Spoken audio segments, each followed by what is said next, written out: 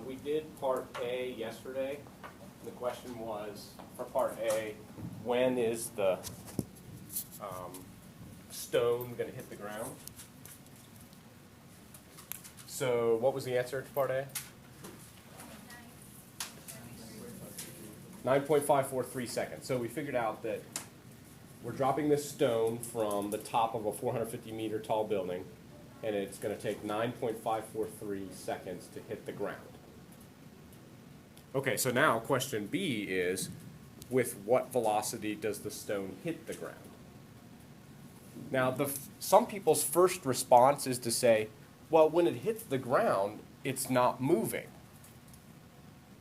You see how people would say that? And that's actually true for a split second after it hits the ground. A split second after it hits the ground stops it from moving, and then there's a little bit of a divot in the ground, maybe. But we're talking about the velocity right at impact, right when it hits the ground. So it's moving then. It doesn't stop until a split second later. Okay, so this question, the answer to this question is not 0, although I can see why some people would think it should be 0. Okay, so how are we going to figure out the velocity that it hits the ground with? Yeah. Yeah, we have our velocity equation that we figured out in part A, right? The velocity equation was negative 9.8 times t.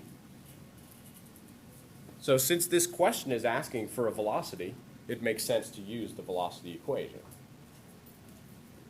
So if we want to know with what velocity it's going to hit the ground, all we have to do is plug in the t when it hits the ground, and then that'll tell us the velocity at that time. So we just have to plug 9.543 into this. Now, actually, I'm going to be a little bit more careful than that, because this is a rounded answer, right? And I don't really want to round in the middle of the problem. So I'm going to go back to my exact answer. I'm going to use the square root of 450 divided by 4.9. That was the exact time, right? And that way I'm not rounding in the middle of the problem. Okay, so let's see what we got here. 450 divided by 4.9, then square rooted, then times 9.8 negative. So I'm getting negative 93.915, and that would be meters per second.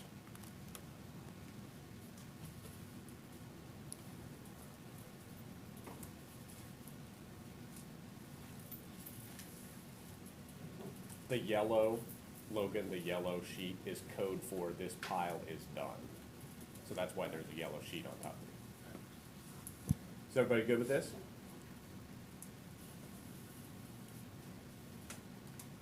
Okay. So now we're going to ask another question.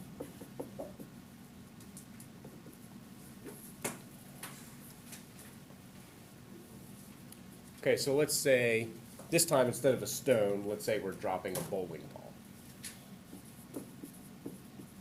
So a bowling ball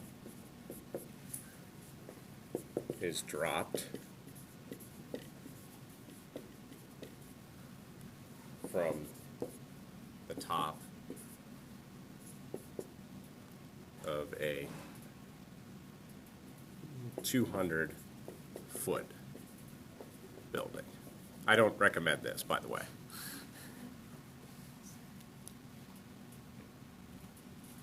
Bowling ball is dropped from the top of a 200-foot. Oh, no, I don't want it to be dropped.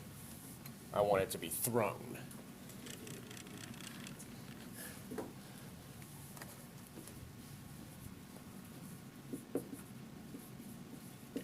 A bowling ball is thrown from the top of a 250-foot building.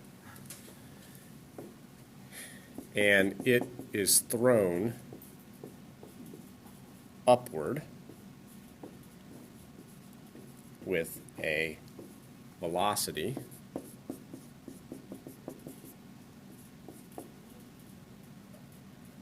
of, you probably can't throw a bowling ball very fast, so let's say 2 feet per second.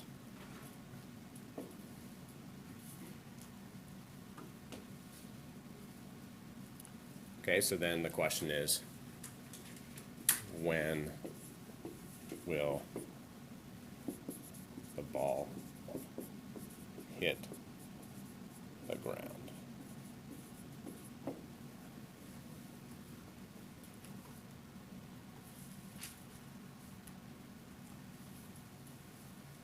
Okay, so this reminds me of one time when I was trying to install a air conditioner, a window air conditioner, into my 3rd-story apartment. That's all I'll say. Okay, so let's see. The question is, when is the ball going to hit the ground? So we need the position function, right? But we don't have any information about position right now. Well, we know that the top of the building is 200 feet, so we know that the position at the start of the problem is 200. But other than that, we don't know much about the position. But we do know that the acceleration is going to be because of gravity. So we know that the acceleration is -32, right? This time the problem's in feet, so that's why I'm using the 32 instead of the 9.8. Okay, so we know that the derivative of velocity is acceleration. So if I take the antiderivative of acceleration, I'm going to get velocity.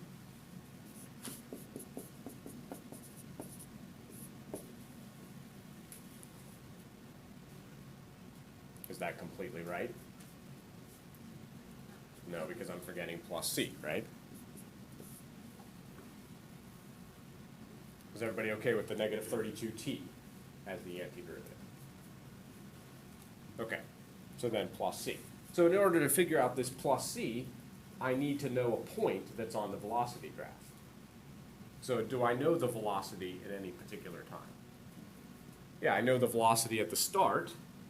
This time the velocity at the start of the problem is 2, because I didn't drop the ball.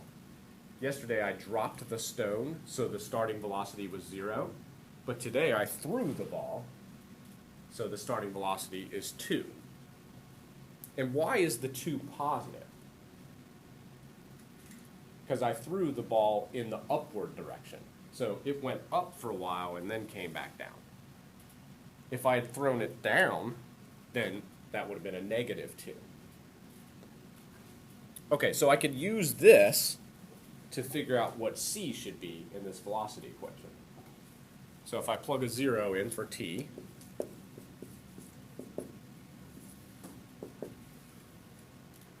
then I should get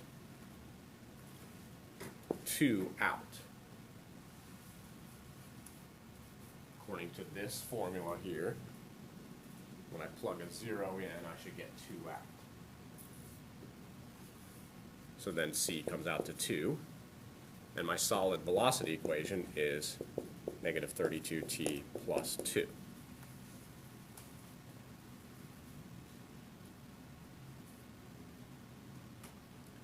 Okay, now still though, I'm interested in the position function. The derivative of position is velocity, so I need to take the antiderivative of velocity to get to position. So I'm going to do the antiderivative one more time. So I'm going to add 1 to the exponent. Right now the exponent on t is 1. So if I add 1, it'll be 2. Add 1 to the exponent, divide by the exponent. The -32 is just a constant, so it's just hanging out. And then the antiderivative of 2 is 2t. And then plus c. Remember, this c is different than that c.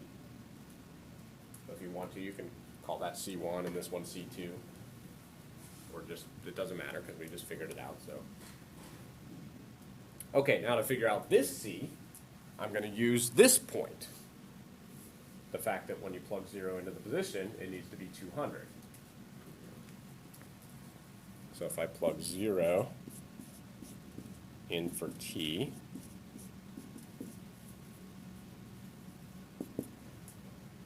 this should come out to 200.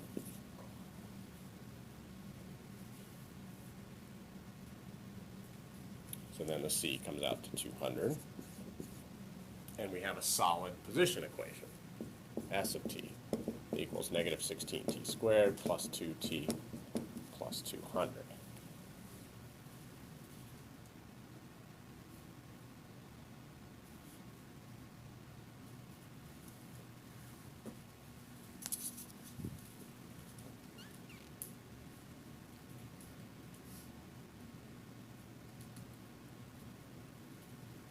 Okay, so now I'm finally ready to answer the question, right? The question says, how long is it going to take for this bowling ball to hit the ground after it goes up and then comes back down? So what do I do to figure out when it's going to hit the ground?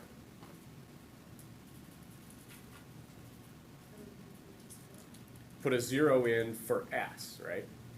Because when the bowling ball is on the ground, its position is 0. So my question is, what time will output a position of 0?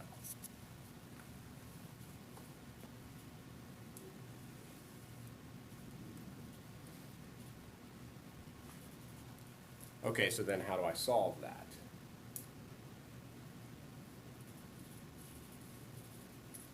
It's kind of tricky, right? Because it's a quadratic. So I could try to factor it if I wanted to, but 16 is not going to factor into 2. So that means I'm left with quadratic formula.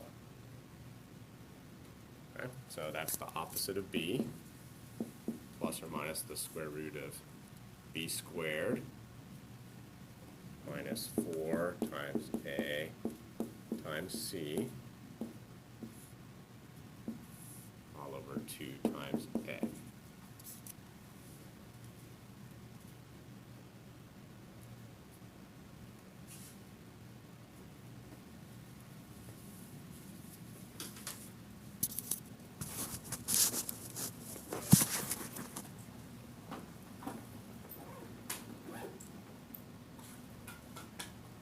Let's see here. 4 times 16 times 200 is 12,800, so this is 12,804.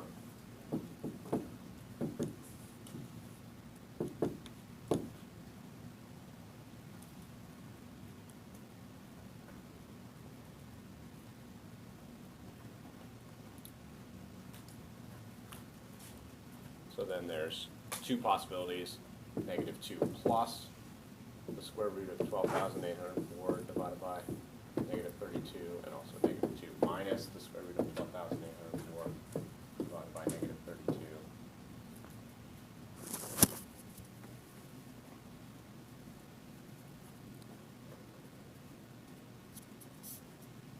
This one's going to come out negative, because I'm going to add a pretty big positive number to the negative 2 and then divide by a negative, so that we can throw that one out. But this one's going to come out positive, so I'm going to take the